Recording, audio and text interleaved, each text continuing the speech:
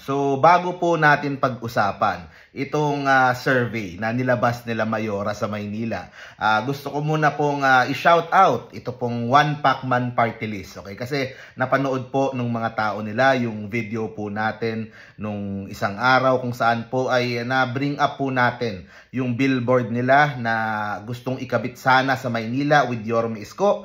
Pero for some reason ay hindi talaga nahaharangan. Ewan ko ba? Kaya po shout out po sa One Pacman, very supportive po sila kay Yorme Isko despite yung mga ganyang kaganapan, and hopefully po in the coming weeks and months ay makasama natin sila with Yorme's Choice, yung pong One Pacman Party List. Of course, si Congresswoman Milka Romero, napakahusay at napakabait niyan si Congresswoman Milka sa One Pacman Party List about sa sports. And for sure, kapag mayor na si Yorme Isko o tapos nasa Congress na din itong One Pacman, magkakatulungan yan para mas mapaganda po yung pong mga sports program at youth development program sa Maynila. Kaya pag-usapan po natin itong kay Mayora Hani.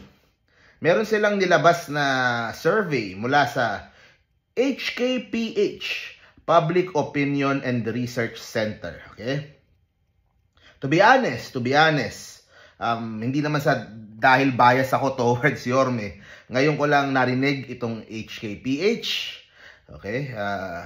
Public. Hindi ko alam kung gaano nakatagal ito or anong saan itong kumpanyang ito. Pero according dito sa kanila, lumiliit na ang lamang ni Isko na nasa 46%. From 70% daw doon sa mga previous surveys, 46% na lang, habang umaakyat si Mayora Hani Lacuna sa 31%. Basahin natin na malinaw na patuloy na naniniwala ang mga Manileño sa kanyang liderato na tapat at totoo sa kabila ng mga paninirang ipinapakalat laban sa kanya. Okay, this is what I always say about surveys. Okay?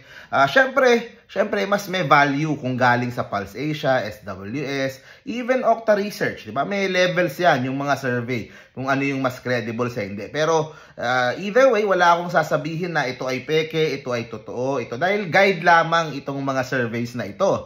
Ang sinasabi ko nga, kunin nyo lahat ng mga surveys, tapos kunin nyo yung average. So, more or less, guide lang yan. Syempre, iba pa rin ang magiging final na desisyon ng taong bayan come election day. Pero more or less, syempre, di ba, you get a feel how they are feeling right now. So, yun ang parating payo ko. Di ba? Hindi, ayaw nating siraan kahit sinong kumpanya o anuman. Pero, ayun, ito yung napiling ilabas nila Mayora Hani. Pag-usapan natin kung anong strategy nila dito. Tuloy natin. Sa kabila ng mga intriga, mas lalo lang napatunayan ni Mayora Hani ang kanyang dedikasyon. Sabi ni Attorney Princess Abante, ayun, hello Attorney Princess, Dumagoso is beatable, his lead has shrunk and can continue to shrink. Ang totoo ito, hindi maitatanggi ang lumalakas sa suporta ng mga tao sa isang mayor na tumutupad sa pangako at tunay na nasa serbisyo publiko. Tapos, yun yung pinaka-post nila. Kumbaga, beatable daw.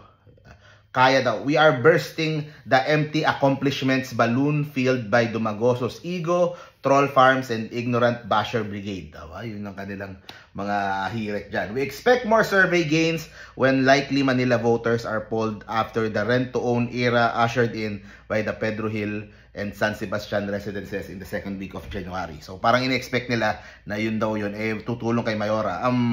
Ito kasi kung pagbabasihan mo yung mga survey at kung medyo kukunin mo yung nararamdaman or yung kainit, yung init ng mga kampanya, sa totoo lang, parang mas mainit pa nga kahit papano yung kampanya nitong si Versosa kaysa dito kay Mayora Hani. At kung pagbabasihan mo yung mga survey ng ibang lumabas, mas lamang na si SB dito kay Mayora. Kaya nakakapagtaka lang din nga na dito biglang taas si Mayora. So hindi ko alam kung anong methodology nila dyan, pero yun ang nilalabas nila. So ang pinaka-strategy siguro nila dito is to try to neutralize yung pong maraming mga survey na saying that Yorme's lead is insurmountable. Kasi ang problema talaga nila Mayora Hani sa ngayon, yung mga tao, kumbaga susugal ba ako kay Mayora o ano? Kasi kunyari kung ikaw ay gusto mong pagbigyan si Mayora, kasi nakita mo masyadong malaki na si Yorme Isko eh. Parang hindi na ano na. So merong ilan kasi na baka mas prefer si Mayora, kaso nakikita sobrang laki ng lamang ni Isko. Baka yun ang gusto nilang makuha para at least maisip ay kahit papano may chance laban pa rin. Kasi sa totoo lang, kapag paulit-ulit na ang laki ng lamang ng iyong kalaban sa mga surveys, medyo pinanghihinaan ng loob yung mga tao mo. That is the reality eh. Kapag at this point at napakalayo ng lamang, talagang mangyayari manghihinang loob yung mga leaders mo, yung mga tao mo, and yung moral ay maaring bumaba. So ito siguro, nakahanap sila siguro ng survey na mas favorable sa kanila. Ito ang kanilang pinupush, ito yung kanilang inilalabas. Diba? Strategy nila yan. Pero yun nga hindi mo makakaila kung gaano kainit at kalakas yung suporta kay Yorme Isko sa Maynila. So that is the strategy they are trying to do. Pero to be honest, kasi syempre meron namang yung small percentage diyan sa Maynila na maaring hindi gusto si Yorme Isko. They would rather choose itong si Sam Versosa kaysa dito kay Mayora Hani. Ang problema nila sila yung nagkakainan, di ba? Sila yung nagkakainan ng boto kasi hindi nila makain yung malaking porsyento na gusto nung bumalik si Yorme Isko. So, yeah. Tingnan natin kung ano pa yung magiging strategy nitong kampo ni Mayora Hani. Talagang naniniwala sila na kaya nilang lagpasan itong si Yorme. Opinion ko naman, 4 na buwan na lang, eleksyon na, masyadong malaki na yung lamang ng isang Yorme Isko para mahabol pa at mano pa. At ang hirap kahit nga sariling distrito ni Mayora.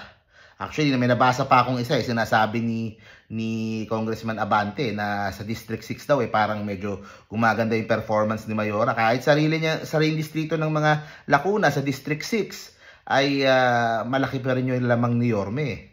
Kaya yun dun mo makikita kung gaano ka-unstoppable ito pong ginagawa ni Yorme Isko. Pero anyway, yan po yan. Marami pong mangyayari sa 4 na buwan. Exciting. So nakatutok tayo dyan sa Manila serye. Tuloy-tuloy lang po yung coverage po natin. Bababa po tayo sa Manila regularly. Okay? Diyan mangangampanya din tayo dyan. Yan, let's see what will happen. So tuloy-tuloy lang po. See you po sa next video po natin. Stay safe parati guys. Manila, God first. Bye-bye.